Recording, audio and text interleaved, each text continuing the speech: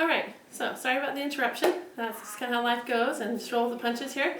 I've already re-recorded this too many times, so we're just going to go with it. So, as I was saying, I believe, before my son had his meltdown, I think we were talking about imaginative arts and how we could express or learn about faith. No, we're talking about geoconquest. Okay, and how we could deeply understand the concept of faith. And we can talk about where that fits in with Vanguard later.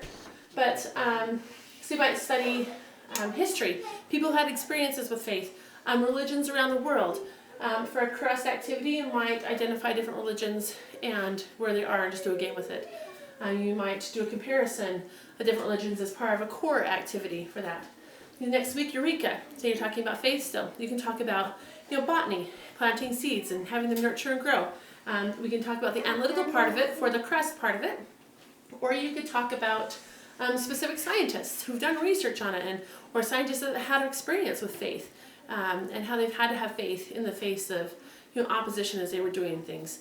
So it's really fun to find ways. These are just tools you can use to help understand things. These are not the ends themselves. They're just tools to help you understand deeper principles that can change people and create a person who can fulfill their mission.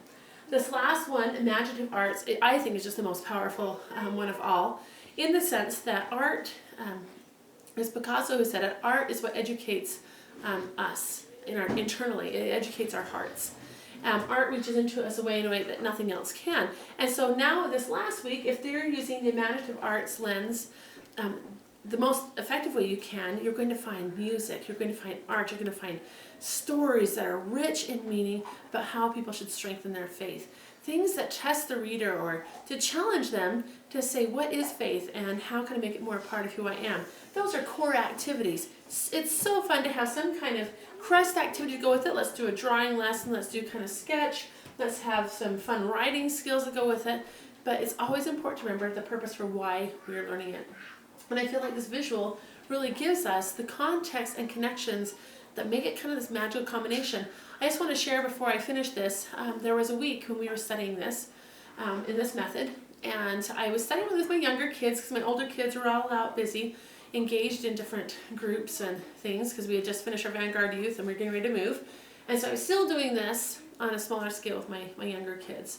And it was so incredible that as we were going through learning one week, we were talking about light. And we were talking about how light reflects at different angles. And I remember my daughter, it was my 6-year-old, she came in at the time and she said, "Hey Mom, when the light reflects at a certain angle, that's like when we don't allow God to, we're cloudy inside and we don't allow God's light to come through us, it bounces off and it doesn't help us." And she was making this connection all by herself because she was learning about light, she was learning about refraction in the context of truths.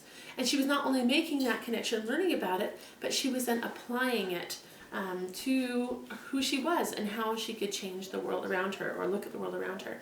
So I just challenge you to look at this and think about it. I challenge you to try and find something that doesn't fit in here. It's just really comprehensive, but in a meaningful way. And so my kids, so when we do it, let's say today's Leadership Day. I challenge you, I'm going to do a class, it's going to be a biography, and I challenge you to pick some skill. So geography is always fun. They go and they find like a map or something that they're going to learn more about.